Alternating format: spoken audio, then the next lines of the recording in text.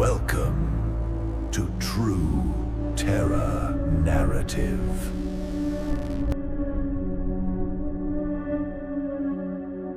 I've been going on outdoor jogs for as long as I can remember.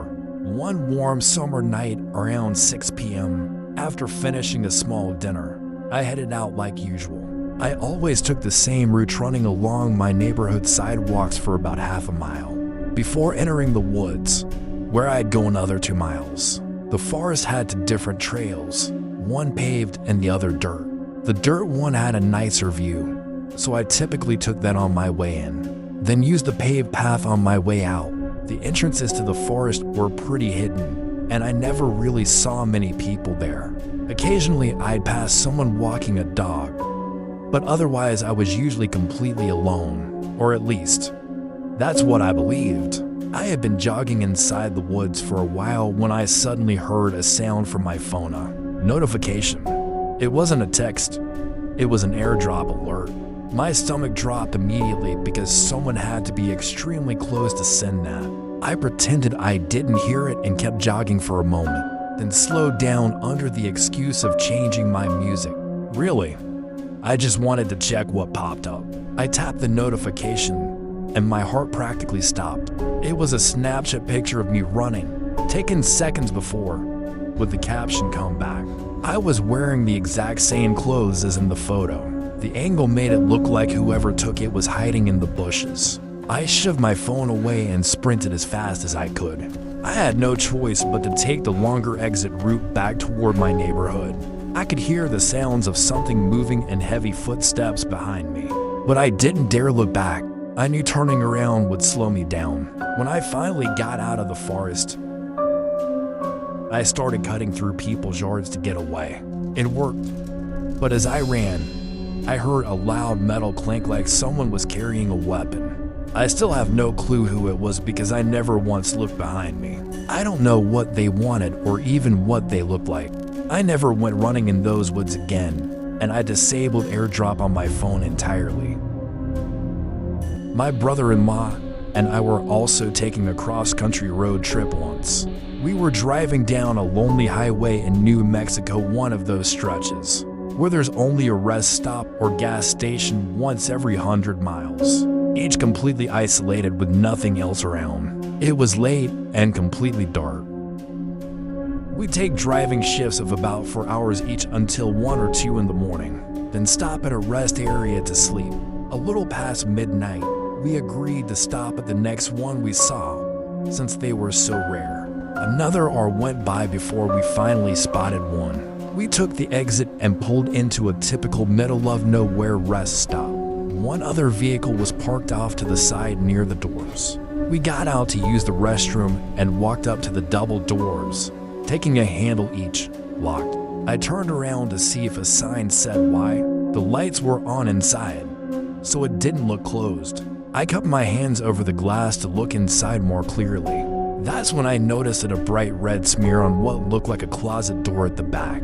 After staring for a moment, I realized it was a huge streak of blood. From the color, it was obviously fresh. I froze. My brother-in-law started knocking loudly, trying to get someone's attention. But I stopped him and pointed at the blood. I watched the color drain from his face as he understood. We both immediately turned to leave. As we got into our car, I took another look at the other vehicle in the lot. It had no license plates, several dents, and an empty gun rack against the rear window. We pulled out. As we drove off, I saw the rest stop door beginning to open, but I couldn't see who was coming out. We drove away before anyone stepped outside. We didn't have cell service for a couple hours, so we couldn't call the police right away. When we finally reached a place with reception, we reported it, and they said they'd check it out. A few days later, I called the sheriff's department in the county where this happened and asked what they found. They told me they would search their records and call back. As far as I know, they never did. I was alone at home late at night with my dog. It was close to midnight when I decided to let him outside one last time before bed. I opened the front door and watched him run out into the yard. I closed and locked the door behind him and went to get ready for sleep. This was normal after going to the bathroom. He liked to wander for a few minutes before returning. As I came back downstairs, I heard scratching on the front door. That was usually his signal that he was ready to come inside. I walked over to open it. For some reason, ever since childhood, I've always looked through the peephole before opening any door, no matter what. I can't bring myself to open it without checking. I leaned in to peek, expecting to see my dog, but instead, I saw a man with his head lowered, staring intensely at the door handle. I froze, with my eyes still to the peephole. The scratching sound started again louder. It was the man. I could see his hands rubbing up and down the door, imitating my dog to trick me into opening it. I got terrified for my dog's safety. I wanted to call the police, but I didn't think they'd take the situation seriously. I tried taking a picture of him, but the peephole made it impossible. It was too blurred to show anything. Suddenly, the man lifted his shirt and pulled out a knife. He started trying to pick the lock. This went on for about a minute until my dog finally noticed him and started barking loudly. Even though my dog is small, he has a deep bark hand since the man couldn't see him clearly in the dark. It startled him enough to make him run off. My dog rushed back to the door. I opened it quickly and pulled him inside. This happened a while ago, and I've since moved to a different house. I filed a police report, but they couldn't find any suspects. There was another situation when I was living in my car after falling into financial trouble details I'd rather not mention. I had finished a long shift at work and was unbelievably tired. I parked in a random Walmart lot and climbed into the back of my car. I reached forward, put the keys in the ignition so the heat would stay on, laid down, and almost instantly passed out, completely forgetting to lock the doors. I've always been a heavy sleeper, and it takes a lot to wake me. I remembered opening my eyes slowly as my other senses came back. It was still dark outside, and I could hear a faint humming sound. I instinctively glanced out one of the windows and saw trees passing by quickly. Someone was driving. A hood covered their head, so I couldn't see their face at all. I quietly reached for the side compartment where I kept a knife. I grabbed it and snapped a pry, screaming while pointing it at him. He must have seen me in the rearview mirror because he didn't even turn around. He slammed the brakes, opened the door, and bolted straight into the cars lining both sides of the road.